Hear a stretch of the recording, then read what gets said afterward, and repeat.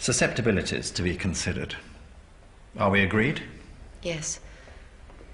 Agreed. Good. Give my regards to your charming mother. I hope to have the pleasure of seeing you at the Devonshires next weekend. Oh, I'm afraid you won't see me. I'll be writing my report. Excellent. To work, then.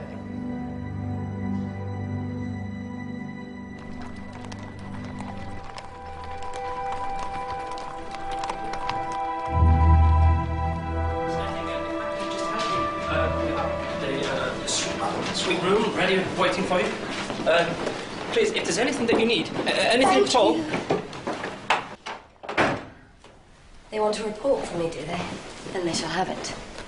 This room should be my war office. My family always stay here when we come to London. The fine old Burlington Hotel. This room is ample, and compared with my lodgings in the Crimea, utter luxury. But how could I sleep in comfort when so many of my children lie in unmarked graves? I call them my children.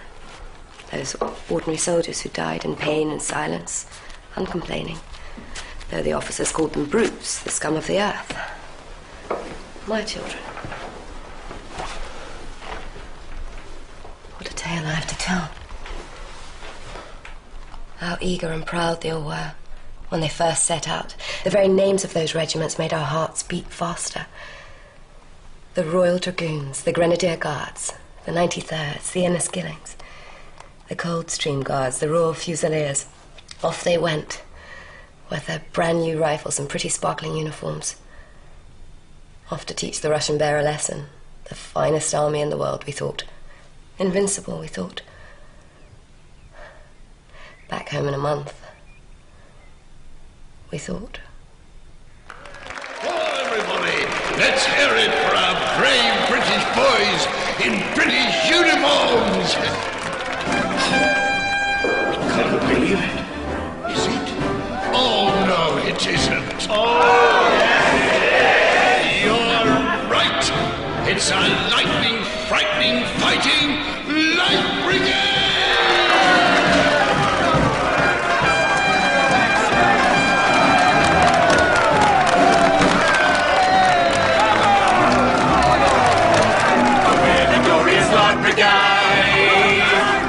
Put the Rusty Supply Brigade, the glory queen and country too, which all our steelers shall hurrah.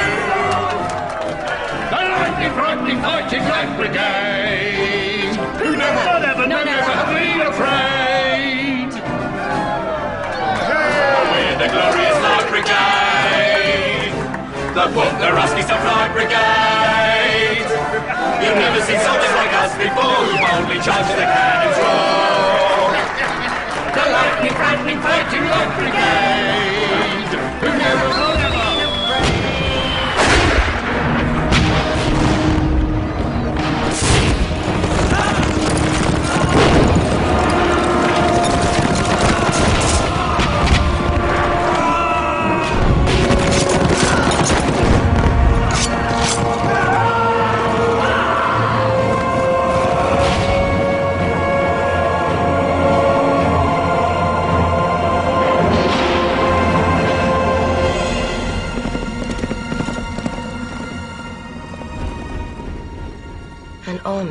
Had spent more time on the parade ground than on the battlefield, commanded by a dear old gentleman whose last taste of action was Waterloo 40 years before.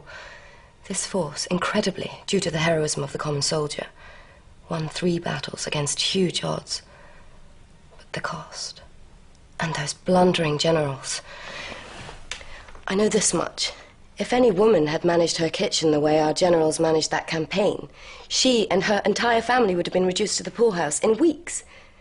As it was, the British Army was reduced to a regiment of living skeletons, dressed in rags, crawling with vermin, and if they were wounded or got sick, worse was waiting.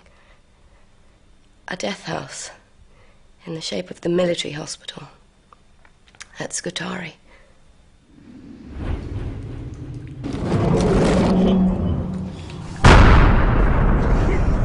The casualties mounted and the death rate soared. Thousands died of disease and neglect, but the soldiers were writing home. and the London Times sent out its best reporter. Before long, the appalling truth was known in every English parlour.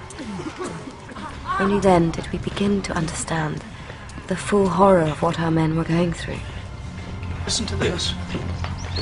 It is with feelings of anger and surprise that the public will learn that no preparations have been made to care for our wounded in the Crimea. Not only are there not sufficient surgeons, there's not even linen to make bandages. Arriving at the hospital, they lie in their own waste, covered by a single blanket, eating meat, raw, stiff with salt, or rotten with maggots. Not over breakfast, dear, please. Let me see. Excuse me, Mother. At last, I knew what I must do. All my training could now be put to use. But I needed an ally. So I wrote to my dear old friend, Sidney Herbert, now a powerful member of the War Cabinet. As it happened, a letter from him crossed with mine in the post. Dear Miss Nightingale, I have recently been receiving letters from ladies offering to go out to the Crimea and give medical care to our injured troops. I know of only one person in England capable of organizing and directing such a scheme. Yourself. I suggest that you start interviewing likely candidates as soon as possible. Well, I wrote back immediately. Dear Mr. Herbert, I've already begun. Which was only partly untrue. I started the next day, only to discover that while many called themselves nurses, few were fit to be chosen. And why do you feel yourself qualified? Well, when I read about it in the newspapers, I cried buckets. And buckets. And buckets. Well, I just thought of those poor, poor boys. How they must miss a woman's touch. Pardon? Well, I never did mind hard work, and I'm not easily shocked. I just do my best and carry on. Well, I won't deny that the money will come in useful. I take it we do get paid. Good. How much? How old? Just turned 17, I think. It's me back. And me knees. They're not what they used to be, you know. At our convent in Bermondsey, we see every kind of disease and deformity. You're a Catholic order, I believe. We make it our business to save the body first. Then, and only then, do we attend to the soul. If that's what concerns you. We leave in a week. How many can you bring?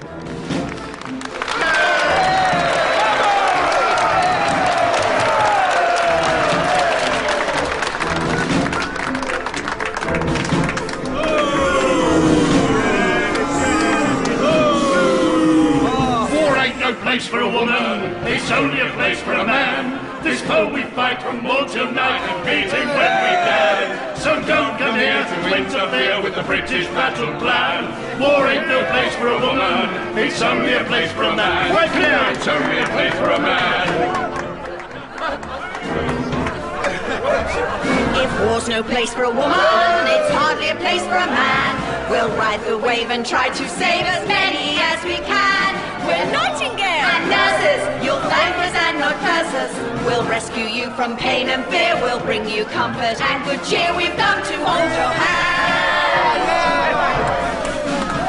War ain't no place for a woman, it's really a masculine game. So when some females move in, it's simply not the same. Just when the fun is starting, you come with your ribbons and curls. Our only needs to do great deeds and not be hobbled but utterly free from a gaggle of twittering, tittering, whimpering, whimpering.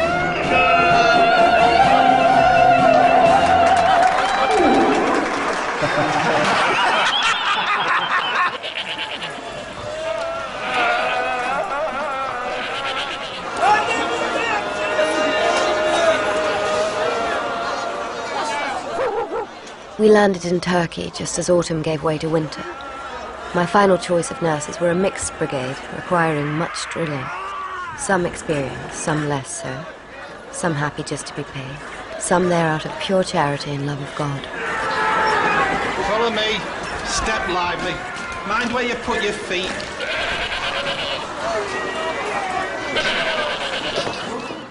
We had expected chaos. But nothing had prepared us for those barracks at Scutari.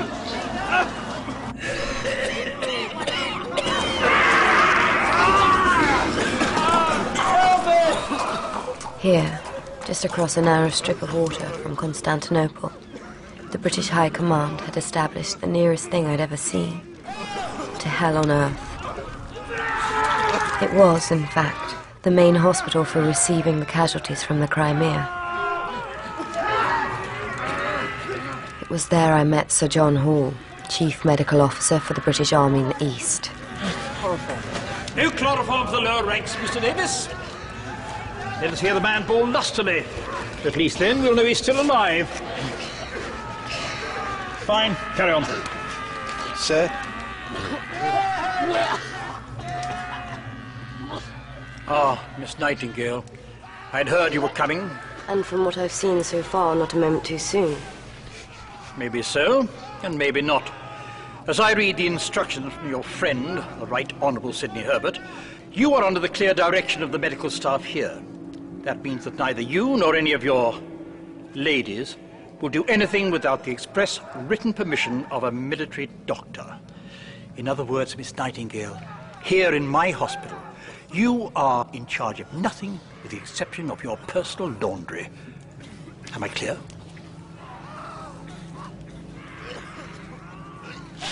But do let us know when you need help. See to them. Do we have to give them rations, sir? Certainly not. This way.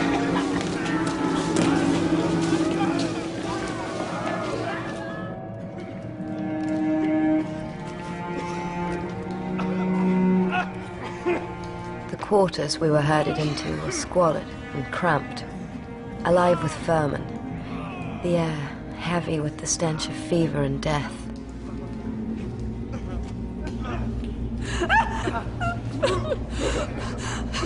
Oh, so that's where he went. Been missing for a day or two. Sorry about that, ladies. We'll have it removed forthwith.